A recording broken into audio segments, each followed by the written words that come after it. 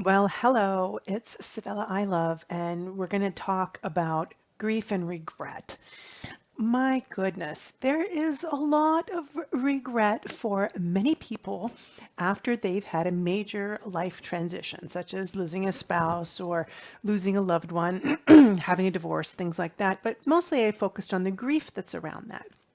And what do we do with the grief when the grief leads us into behaviors that later cause regret? Now, as someone who's over 8 years out from her loss, one of my major losses now, I can definitely talk about regret from firsthand experience. And here's something that's funny was with all the clients that I work with, both internationally and locally, this thing of regret comes up again and again and again, and people beating themselves up about doing things that they should have known better about. Now, if you're new to my work, I said my name's Sevilla I love. I'm a licensed therapist with over 20 years of experience, and I specialize in grief and loss. I'm a spiritual intuitive, and I work with my clients from that space, helping to bring them into greater levels of happiness, understanding, and internalized sense of peace so they can get on with living after a major life transition, such as a huge loss. Now, these losses, what they do is that they completely turn us inside out and they kind of unmake us in a way where we now have to remake ourselves again. And so, the number one thing that we find ourselves going back to when we're in a state of grief is not only that which we know, but that which makes us feel a little bit better, no matter what it is. And for many people, that can be going back to a old previously bad behavior. Now, I'm not giving everyone permission to go fall off the wagon that they may be on. But what I want to talk about is compassion for yourself and what to do when you can't get around the sense of regret for something that may have been done or a series of things that may have been done while you were grieving. Now, rather than beating yourself up, number one, which is completely not useful at all.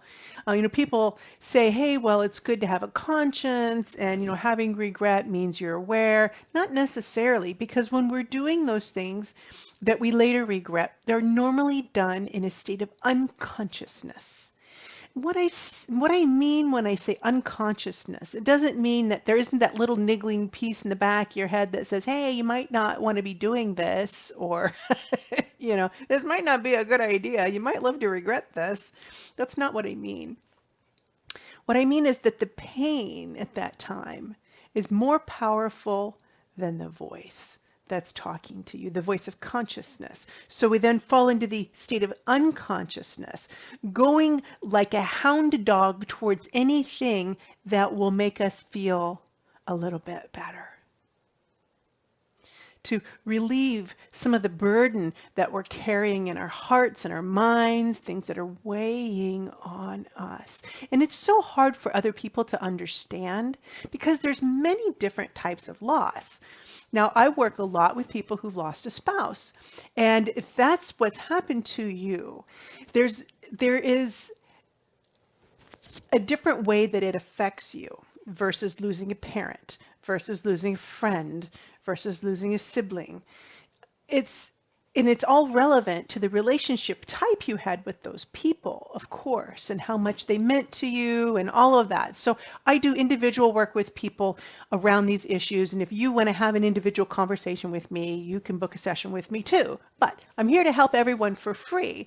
And so speaking in these general terms, that we have to be able to find a way not only to be compassionate, but be able to live with the regret. Because it's one thing to say, you know what, at that point in time, you needed something to take you out of your space. You needed something to help you to feel better. You didn't know what you were doing. Somebody took advantage of you. You were overly maybe if you fell off the wagon, you're overly tempted by something because you went back to an old community you used to hang out in, whatever your mistake area is. that compassion can help us to live with it a little bit better, but it doesn't help when you're sitting there in the middle of the night going, my gosh, I would be in a much better place if I hadn't done this, that, and the other thing. I'd have more money, I'd have more friends, I'd, go on more trips and whatever, still have this or that in my life. I've heard it all because I work with clients all over the world dealing with these same issues. Regret. Okay, so here's the number one thing you can do with your regret. What I encourage you to do is to take all of the feeling of the pain of your misdeeds, if that's what you're calling them, and to put them all in this pile right here. And as you put them in the pile, now this is if you can't forgive yourself for the regrets, if you keep dwelling on it. Now, if you've forgiven yourself and you're able to move on, you can turn this off right now. But if you're still sitting with the regrets and they're still bugging you, you take them all and you put them in this little pile right here.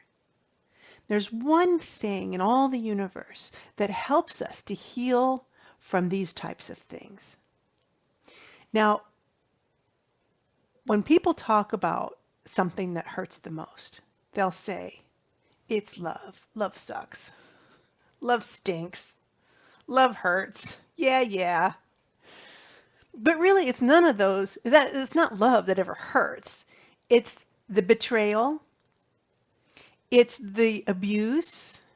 It's the denial. It's the pain that something else or someone else or you've caused yourself. That's what hurts. It's never love. Love is the only thing that heals us. And so what you need to do is and this regret is filled with the lack of love and a lack of self-compassion and that kicking yourself in the butt all day long. So you take it and you put the opposite on it. You put that love on it because love dissolves. Love dissolves these things and puts them into a better place, in a better context with no judgment. So you just hold it. You hold the regret in a ball and you give it your love. Okay, now you don't have to tell other people that you're doing this because they're going to think, what's she doing over there hugging this imaginary ball? Is she listening to that crazy lady on YouTube again? What's her name? Sevillailove, yes. I want you to do this. And it's a mental exercise. You put yourself into it mentally and you just kind of hold that. Love that regret. And then in your mental state, in your mental capacity, in your mind, your imagination, take it and allow that ball then to float up like a balloon, if you will, into the sky and see it go off into the horizon and dissolve in a ball of light in the sunset. Okay? And continue to do this every time you start being filled with regret over something that you've done, because I tell you, you can't go back and change it, can you? You can't.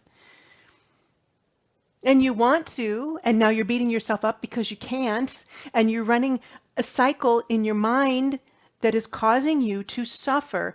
That which we dwell upon that cannot be changed is the cause of suffering. Accepting things, not accepting things as they are, is a cause of suffering. And so this will help you to do that.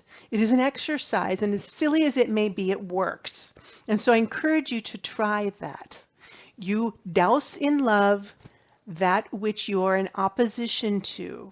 And if you're suffering over it, you're in opposition to it. You're pushing against it. That which we push against pushes back. So if it's regret, and you've done all you can to make repairs or whatever it is that's the damage has, happened, then that's your next step. Okay. Send that off in this balloon of light into the sunset and allow it to dissolve.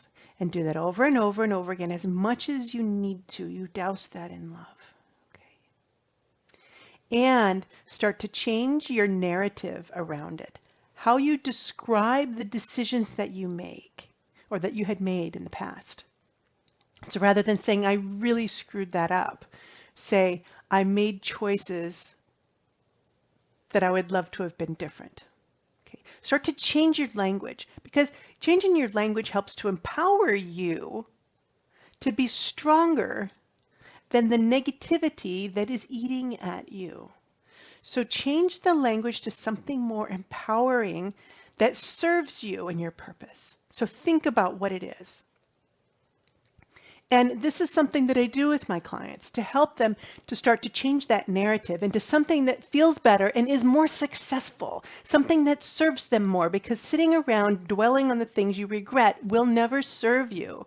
You have evaluated it in your mind. You've gone over and over and over it again 50,000 times, and it's not changing. The only thing you have the power to change now is the narrative and what you do with the memory.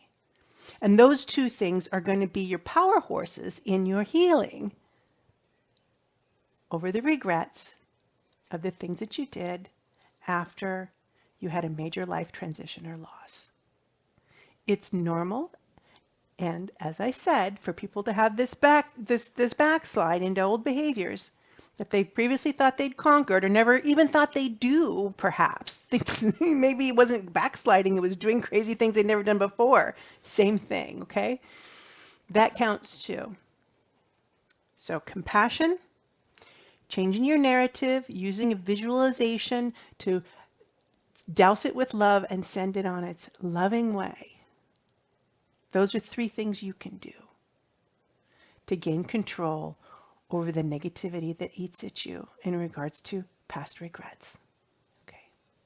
So let me know if you like that idea, what you think about that idea by putting some notes in the chat below. Like this video. If it's something you feel is helpful, check out my About page and like and subscribe to this channel.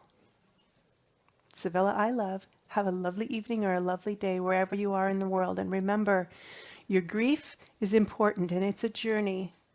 And it doesn't end, but it can and does get better.